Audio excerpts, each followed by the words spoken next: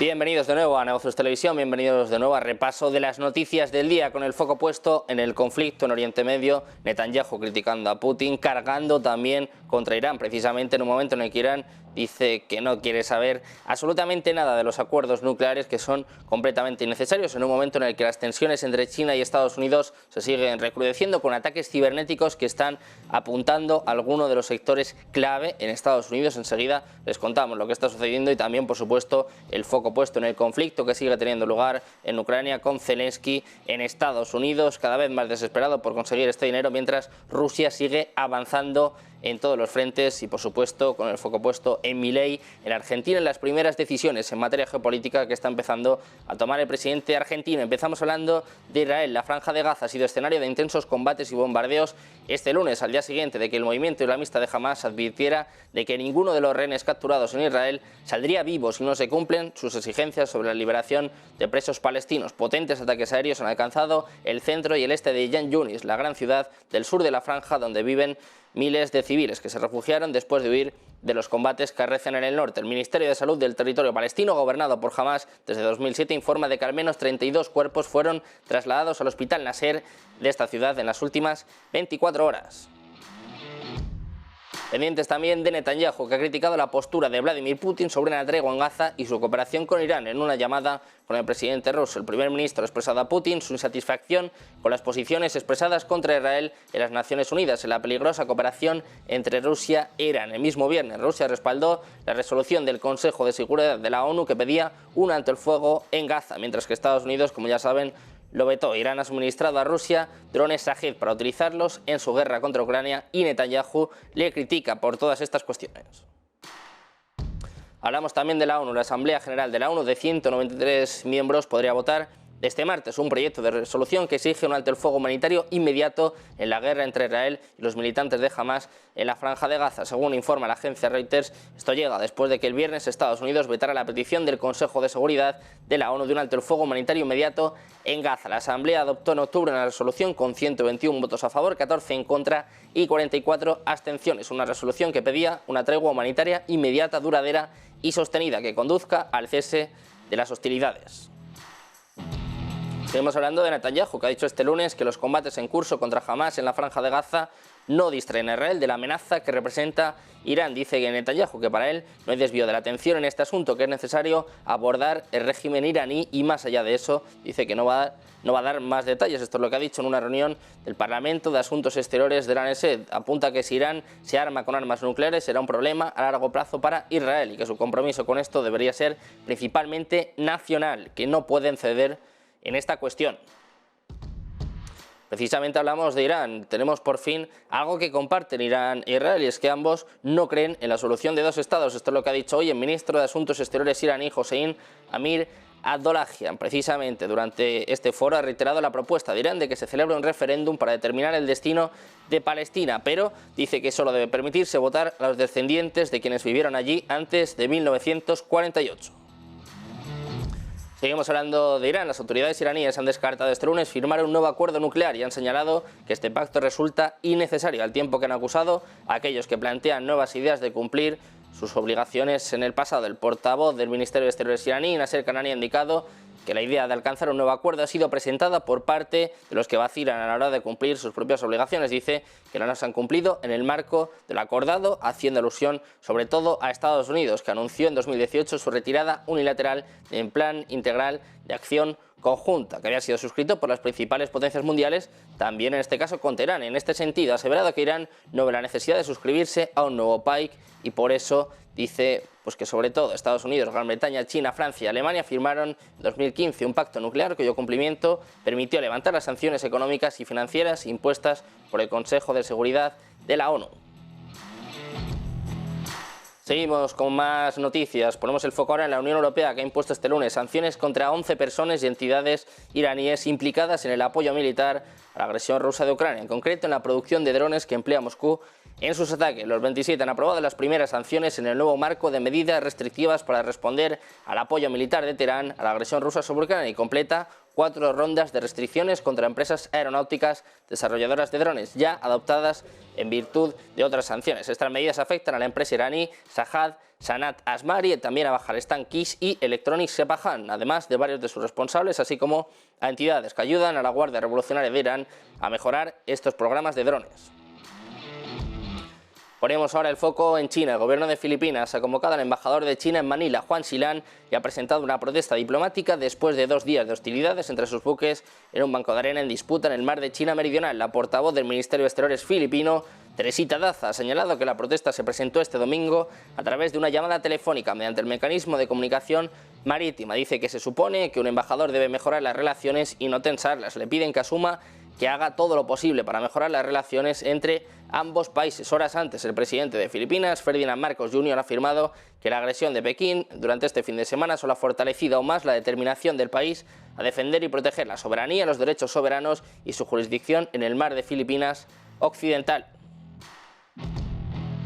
Hablamos ahora de Estados Unidos, y es que el ejército chino está aumentando su capacidad para alterar la infraestructura estadounidense clave, incluidos los servicios públicos de energía y agua, así como los sistemas de comunicaciones y transporte, según funcionarios estadounidenses y de seguridad de la industria. Dicen que los piratas informáticos afiliados al Ejército Popular de Liberación de China se han infiltrado en los sistemas informáticos de unas 2 docenas de entidades críticas durante el año pasado. Esto es lo que apuntan algunos expertos. Entre las víctimas se encuentran una empresa de suministro de agua en Hawái, un importante puerto de la costa oeste y al menos un oleoducto y gasoducto, según han declarado a The Washington Post algunas fuentes. Los piratas informáticos también habrían intentado penetrar en el operador de la red eléctrica de Texas, que funciona independientemente de los sistemas eléctricos del resto del país.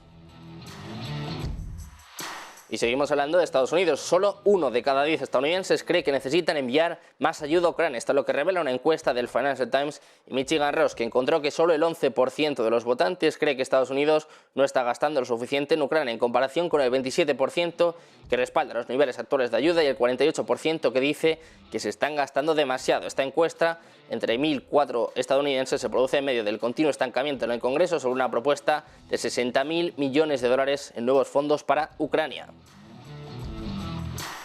Y de Ucrania pasamos ahora a Rusia, que ha realizado avances confirmados en múltiples puntos a lo largo de la línea del frente durante este fin de semana. Esto es lo que dicen expertos del Instituto para el Estudio de la Guerra, que dicen que las fuerzas rusas han avanzado hacia el norte, oeste y suroeste de Bakhmut, al oeste de la ciudad de Donetsk y también cerca de Avdiivka. El Estado Mayor del Ejército ucraniano ha afirmado que a lo largo del día se han producido hasta 60 contactos, apuntando a que llevan a cabo acciones ofensivas a lo largo de toda la línea del frente. Esto es lo que ha dicho el jefe de las fuerzas terrestres del ejército ucraniano, con Rusia avanzando en todos los frentes.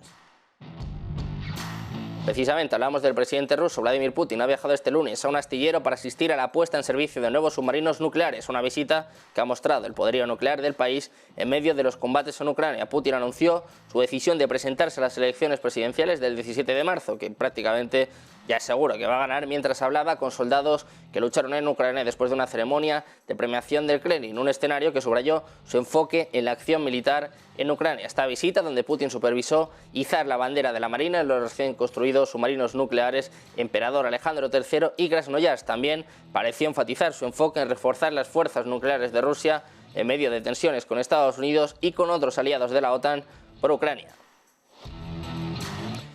Y seguimos en este caso hablando de Rusia, pero con el foco puesto en Alemania. Carsten Breuer, el soldado de más alto rango del ejército alemán y aliado de la organización del Tratado del Atlántico Norte, ha dicho este sábado que teme que Rusia pueda invadir Alemania y pide iniciar una guerra defensiva. Han pasado prácticamente 2 años desde el inicio del conflicto entre Rusia y Ucrania, pero como les contamos, durante las últimas semanas las tropas rusas están lanzando una gran ofensiva dirigida sobre todo a Avdiivka, una ciudad en la región oriental de Donetsk, en Ucrania, que Moscú también está reclamando. Alemania, como saben, también ha sido un fuerte aliado de Ucrania en su guerra en curso con Rusia. De hecho, en octubre el Ministerio de Defensa del país anunció un nuevo paquete de apoyo para Kiev por valor de cerca de 1.100 millones de dólares para armas, vehículos y defensa aérea. Pues en una entrevista con uno de los medios más importantes de Alemania, el inspector general de la Bundeswehr dijo que está preocupado sobre todo por el hecho de que Rusia se esté rearmando en este momento. Dice además a los medios alemanes que teme que Rusia pueda invadir Alemania y que deben iniciar una guerra defensiva. Añade que Alemania tiene que acostumbrarse a la posibilidad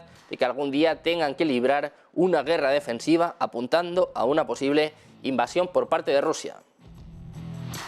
Ponemos el foco ahora en el presidente brasileño. Luis Inácio da Silva se ha negado a reunirse con su homólogo ucraniano, con Vladimir Zelensky, cuando este hizo escala en Brasil de camino a la toma de posesión del presidente argentino, según informa el diario O Globo, citando fuentes del Ministerio de Asuntos Exteriores brasileño. El líder brasileño no aceptó la reunión porque la solicitud fue hecha en el último momento, precisamente el jueves 7 de diciembre, cuando Lula da Silva y representantes del Ministerio de Asuntos Exteriores asistían a la cumbre de jefes de Estado de los países miembros del Mercado Común del Sur, de Mercosur, en Río de Janeiro. Además, el momento de la reunión y las circunstancias se consideraron bastante inusuales. En mayo, los líderes ucraniano y brasileño asistieron a la cumbre del G7 en Hiroshima, pero en ese momento no hubo una reunión bilateral, sobre todo porque, según el propio Lula, Zelensky no se presentó. El líder sudamericano admitió que el discurso de Zelensky en la reunión del G7 no ha cambiado su posición sobre la situación en Europa del Este.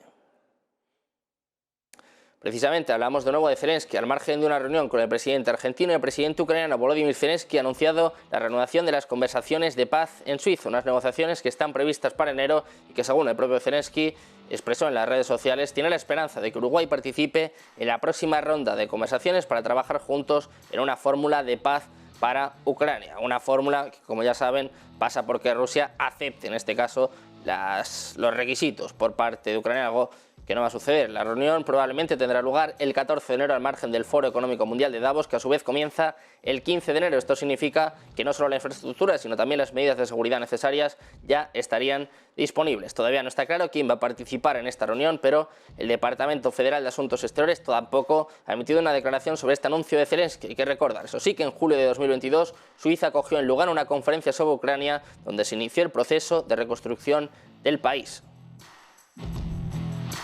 Y seguimos hablando de Zelensky. El ministro ucraniano de Relaciones Exteriores, Dmytro Kuleba, ha advertido este lunes de consecuencias devastadoras si la Unión Europea no alcanza un consenso sobre la apertura de negociaciones para la adhesión de su país al bloque como parte de un proceso de ampliación de la Unión Europea. Ucrania está desesperada, ya no sabe qué hacer. En palabras del propio ministro de Exteriores ucraniano, solo les falta saltar y bailar. Le escuchamos. Key Venice Commission recommendations were implemented into Ukrainian legislation. So we can jump, we can dance if that is requested in addition. But I think to what has been done, but I think that the game should be played fairly. If we are told to do something and we do that, that must be registered as a result and taken and serve as the basis for making further decisions. El propio Kuleba, que decía que el proceso no está siendo justo y que no quiere ni siquiera hablar de las consecuencias devastadoras que se van a producir si el Consejo Europeo fracasa en tomar una decisión. Dice que no solo para Ucrania, sino también para la ampliación de la Unión Europea. Seguimos con el foco puesto en Ucrania. Los camioneros eslovacos van a reiniciar un bloque parcial del único cruce por carretera de mercancías del país con Ucrania a eso de las 3 de la tarde. Es lo que ha informado una asociación de transportistas con los camioneros eslovacos y polacos que han estado exigiendo restricciones al acceso de las empresas de transporte ucranianas a la Unión Europea, que fueron eliminadas después del inicio del conflicto con Rusia. El año pasado han anunciado que se va a bloquear la entrada a Eslovaquia al tráfico de camiones, pero eso sí, no se va a restringir de ningún modo el tráfico de personas. Hablamos ahora de Argentina. Javier Milei ha tomado ya su primera medida de peso en materia de política exterior a través de Diana Mondino, de la ministra de Relaciones Exteriores. El nuevo gobierno argentino ha anunciado que van a iniciar el proceso de adhesión a la Organización para la Cooperación y el Desarrollo Económico, un organismo bajo órbita occidental, aunque implica un proceso arduo que puede llevar hasta varios años. Tiene un significado trascendental para la nueva gestión que buscará dar un drástico giro en el alineamiento de Argentina en el tablero internacional, un tema que quedó explícito después de que Mondino anunciara que no van a seguir con el proceso de adhesión a los BRICS integrado por las potencias del sur global, entre ellos los dos principales socios comerciales de Argentina, China y Brasil. En línea con la emergencia del contexto, Milei no ha esperado para empezar a mover sus fichas en materia de relaciones internacionales, tanto que poco después de que oficiara su primer discurso como presidente, Diana Mondino ya ha anunciado que Argentina va a firmar este lunes la carta de invitación al proceso de acceso a la OCDE, el bloque en el que están representadas las principales potencias occidentales y varios países de desarrollo intermedio. Precisamente pasamos de Argentina a poner el foco en Estados Unidos, una semana clave para los mercados con decisiones de los bancos centrales, la Reserva Federal, el Banco Central Europeo, también pendientes mañana del dato de IPC. En Estados Unidos conocemos las expectativas de inflación que caen a un mínimo de más de 2 años en Estados Unidos. Nos lo cuenta, como siempre, nuestra compañera Marta Vilar.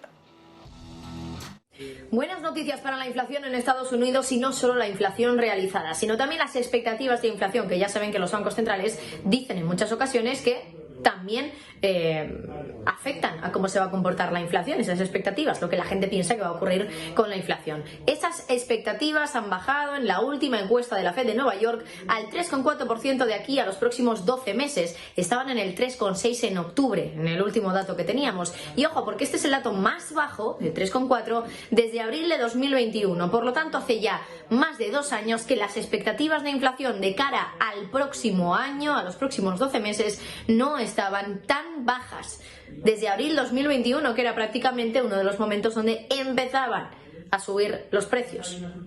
Ahora mismo volvemos a estar en ese punto. Las expectativas de inflación de cada un año están en el 3,4%, la más baja, la cifra más baja desde abril 2021. Por lo tanto, buenas noticias, como decía, para la Reserva Federal, que ya saben que tiene muy en cuenta cómo se comportan las expectativas de inflación por el componente tan fuerte que tienen a la hora de establecer también cómo están los precios ahora mismo. Si los consumidores piensan que los precios van a estar mucho más altos próximamente, van a detener sus compras, las harán más adelante y por lo tanto los consumidores o también las empresas van a hacer que los precios suban ahora, mucho más pronto de lo que lo habían hecho o de lo que tenían pensado quizá anteriormente. Por lo tanto, expectativas de inflación que dan más alas a la Reserva Federal o más argumentos para que la subida de tipos se haya terminado y que quizá la bajada esté mucho más cerca de lo que muchos creen. Pendientes de la inflación en Estados Unidos y también del comercio mundial. Les contamos por último que va a disminuir en 2023 cerca de un 5% con respecto al récord del año pasado, a medida que los altos costes de endeudamiento pesan sobre las economías. Las tensiones entre Estados Unidos y China también están redirigiendo las cadenas de suministro y surgen más políticas que restringen el comercio transfronterizo. Esto es lo que dice una agencia de la ONU que apunta que el valor del comercio de bienes y servicios va a alcanzar los 30.700 millones de dólares frente a los 32.200 del año pasado. Esto es lo que se extrae de la Conferencia de las Naciones Unidas sobre Comercio y Desarrollo. Aluden a que el principal motivo es una caída de 2.000 millones de dólares o cerca de un 8% en el comercio de mercancías. Además, dicen, eso sí, que el comercio de servicios va a aumentar este año en 500.000 millones de dólares o cerca del 7% con respecto al año pasado. Pendientes, como siempre, de toda la actualidad nacional, económica, geopolítica, pendientes, como siempre, de todo lo que ocurre en directo. Quédense porque enseguida seguimos con la mejor programación, con toda la información aquí en Negocios Televisión.